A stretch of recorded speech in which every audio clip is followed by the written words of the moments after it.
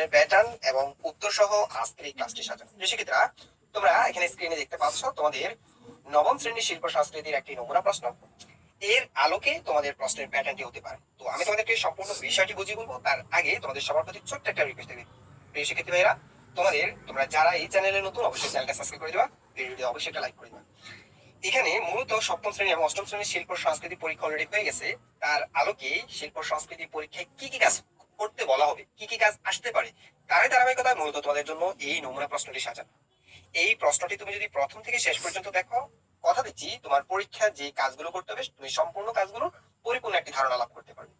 তো এখানে দেখো প্রিয় শিক্ষার্থীরা, তোমাদের কিন্তু প্রতিদিনই অর্থাৎ প্রত্যেকটি পরীক্ষার আসল প্রশ্নগুলোর অ্যান্সার কিন্তু এই চ্যানেলে দেওয়া হয়। এই যে পর্ব 1 শিল্প সংস্কৃতি আসল প্রশ্ন, পর্ব 2 শিল্প সংস্কৃতি আসল প্রশ্ন 2, পর্ব 3, এই ভিডিওগুলোতে তোমরা কিন্তু আসল প্রশ্নগুলো পাবে। সো প্রশ্নটি পাওয়ার অপেক্ষায় আমিও আছি, তোমরাও চ্যানেলটি সাবস্ক্রাইব করে অপেক্ষায় থাকো, যাতে এই ভিডিওটি প্রশ্ন পাওয়া মাত্রই যখন আমি অ্যান্সার সহকারে ভিডিও দিব তোমার স্ক্রিনে যাতে শো করে তোমার খোঁজাখুঁজি করা না লাগে। সো রিকোয়েস্ট থাকবে চ্যানেলটি সাবস্ক্রাইব করে রাখো, তাহলে মূল প্রশ্নটি পাওয়ার সাথে সাথে যখন আমি তোমাদের অ্যান্সারগুলো দিব তোমরা পেয়ে যাবা। ঠিক আছে?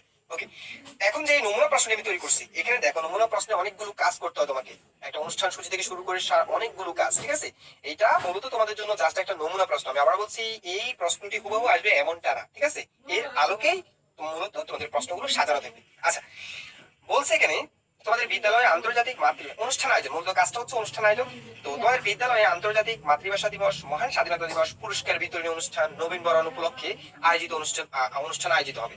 তোমার হতে পারে আন্তর্জাতিক মাতৃভাষা দিবস অথবা স্বাধীনতা অথবা যে কোনো একটা দিবস উল্লেখ করা থাকবে। ঠিক আছে, তো অনুষ্ঠানটি পরিকল্পনার আয়োজনে সকল দায়িত্ব তোমাদেরকে দেওয়া হবে। নির্বাচিত অনুষ্ঠানটি উপলক্ষে বিদ্যালয় শুরু থেকে শেষ পর্যন্ত কি কি পরিবেশন করতে হবে তোমরা আলোচনা করে ঠিক করবে, এবং মনে রাখতে হবে যে পরিকল্পনাটি ধাপে ধাপে করতে হবে। তাহলে তোমাদের কাজ কি, একটি অনুষ্ঠান আয়োজন করতে হবে, সেটা হতে পারে মাতৃভাষা দিবস, হতে পারে মহান স্বাধীনতা দিবস, হতে পারে পুরস্কার বিতরণ অনুষ্ঠান। ঠিক আছে, তো এখানে দেখো অনুষ্ঠানের তিনটা দল থাকবে, একটা হচ্ছে আয়োজক দল, একটা হচ্ছে অনুষ্ঠানের সাজসজ্জা দল, এবং আরেকটা হচ্ছে পরিবেশনা দল। এখানে আরো কিছু নিয়ম দেওয়া আছে যে কাজের নির্দেশনা অনুসারে অনুষ্ঠানের আয়োজক দল দলগত আলোচনায় পরিকল্পনা তৈরি করে এই কাজটি করবে। তবে 20 জন দলে একত্রে করা হয়েছে, অর্থাৎ 20 জন করে একটা দল গঠন করতে হবে। ঠিক আছে, আচ্ছা, সর্বনিম্ন হচ্ছে 4 জন। আচ্ছা, এখন দেখো কাজগুলো কি, এখানে কিন্তু প্রথম কাজ কিন্তু এখানে না, এখানে কাজগুলো হচ্ছে এখানে দেখো, অনুষ্ঠানে একটা নান্দনিক নাম দিতে হবে, একটা নাম দিতে হবে তোমাকে অনুষ্ঠানের। দ্বিতীয়ত অনুষ্ঠানের সূচি তৈরি করতে হবে। ঠিক আছে, অনুষ্ঠানের সময় উল্লেখ করে একটা সূচি তৈরি করতে হবে। অনুষ্ঠানে আগত অতিথিবৃন্দদের তোমার একটা তালিকা তৈরি করতে হবে। এরপর 4 অতিথিদের একটা আমন্ত্রণ পত্র তৈরি করতে হবে। 5 অনুষ্ঠানটি পরিবেশনা করতে প্রয়োজনীয় উপকরণের তালিকা তৈরি করতে হবে। তাহলে চলো আমরা কাজ 1 এর সমাধান দেখি। কাজ 1 ছিল কি, যে মহান স্বাধীনতা দিবস অনুষ্ঠান আয়োজনে দলগত আলোচনা। এটা কার দলগত আলোচনা? আচ্ছা দেখো, প্রথম অনুষ্ঠানের নাম লিখতে হবে। কি আমি টার্গেট করলাম মহান স্বাধীনতা দিবস উদযাপন। এই যে তোমার এই পরীক্ষাতে কিন্তু এখানে নির্দিষ্ট করে দেওয়া থাকবে, হয়তো বা এখানে আন্তর্জাতিক মাতৃভাষা দিবস অথবা মহান স্বাধীনতা দিবস অথবা পুরস্কার বিতরণ। আমি এখানে অনেকগুলো টাইটেল নিয়েছি যাতে তোমরা বুঝতে পারো। ঠিক আছে, যেগুলো একটা নির্দিষ্ট করে দেওয়া থাকবে তোমার। আচ্ছা, তো যদি পরীক্ষাতে মহান স্বাধীনতা দিবস উদযাপন সম্পর্কে তোমার দায়িত্ব দেওয়া হবে, তখন তুমি এখানে জাস্ট নামটা লিখবা। অনুষ্ঠানের সূচি কয়টা শুরু হবে? সকাল 9টা থেকে শুরু হবে। কখন অনুষ্ঠান আরম্ভ হবে? সকাল 10টা কি হবে? অতিথিদের আসন গ্রহণ হবে। 11টা 30 কি হবে? সাংস্কৃতিক অনুষ্ঠান হবে। 10টা 30 সাংস্কৃতিক, 11টায় অতিথিদের বক্তব্য এবং 12টা অনুষ্ঠান সমাপ্তি। একটা সূচি প্রকাশ করতে হবে।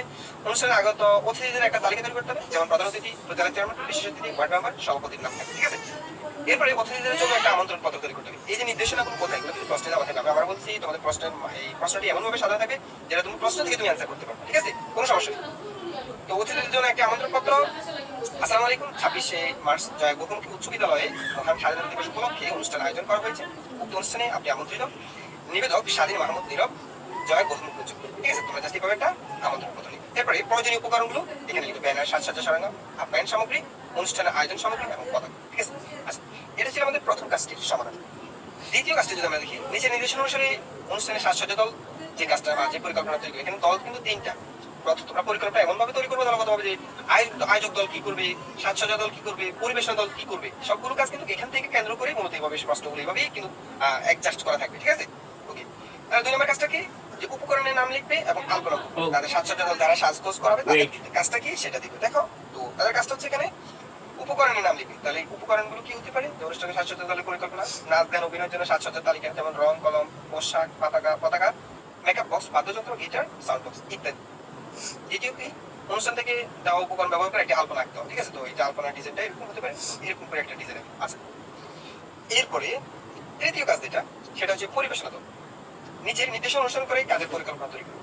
পরিবেশনা দলের বিষয়বস্তু নির্ধারণ করবে, পরিবেশনা দল নিজের প্রস্তুতি গ্রহণ করবে এবং অনুষ্ঠান পরিচালনার জন্য একটি সূচি প্রস্তুত করবে। তাহলে দেখো আমরা 3 নম্বর কাজটির সমাধান দেখি।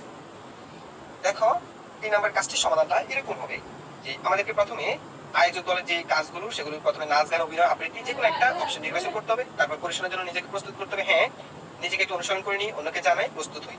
এরপর 3, অনুষ্ঠান পরিচালনার জন্য একটি সূচি প্রস্তুত করতে বলা হচ্ছে। হ্যাঁ, অনুষ্ঠান আরম্ভ হবে, অতিথিদের আসন গ্রহণ, সাংস্কৃতিক অনুষ্ঠান, অতিথিদের বক্তব্য, অনুষ্ঠানের সমাপ্তি। ঠিক আছে? আচ্ছা, তাহলে আয়োজক দল হোক এই কাজটা যারা পরিবেশনা করবে তাদের জন্য এই সূচিটা প্রয়োজন। ঠিক আছে? ওকে। এরপরের কোশ্চেনটা আমরা দেখো। দেখো 4 নাম্বার বলছে স্বাধীনতা দিবসে যে কোনো একটি স্লোগান তৈরি করে নিজের পছন্দের ফন্টে লিখবে। অর্থাৎ একটা স্লোগান তোমাকে লিখতে হবে, নিজের ফন্টে ডিজাইন করে তোমাকে লেখাটা লিখতে হবে। তুমি স্বাভাবিক লেখার মতো লিখবে না, নিজের মতো করে একটা ফন্টে। যেমন স্বাধীনতা দিবস যেখানে একটা স্লোগান তৈরি করে নিজের ফন্টে লিখো, এবারের সংগ্রাম, স্বাধীনতার সংগ্রাম, এবারের সংগ্রাম, মুক্তির সংগ্রাম। এভাবে জাস্ট একটা ডিফারেন্ট টাইপের একটা ফন্টে লিখো। ঠিক আছে? তো প্রিয় শিক্ষার্থীরা, এই ছিল তোমাদের নবম শ্রেণীর শিল্প সংস্কৃতি এই সাবজেক্টটির নমুনা প্রশ্নটি। প্রিয় শিক্ষার্থীরা, তোমাদের প্রতিদিনই তোমাদের মূল প্রশ্নগুলোর অ্যান্সার এই চ্যানেলে দেওয়া হয়। সো প্রিয় শিক্ষার্থীরা, মূল প্রশ্নগুলো পাওয়ার জন্য চ্যানেলটি সাবস্ক্রাইব করে ভিডিওতে অবশ্যই একটা লাইক করে দিবা, যাতে করে তুমি তোমাদের মূল প্রশ্নের অ্যান্সারগুলো মিস না করো। ওকে, এখানে এই ভিডিওগুলোতে তোমরা তোমাদের অ্যান্সারগুলো পাবে। প্রিয় শিক্ষার্থীরা, প্রশ্নের অপেক্ষায় আমি রইলাম, তোমরা অপেক্ষা থাকবে। ধন্যবাদ সবাইকে।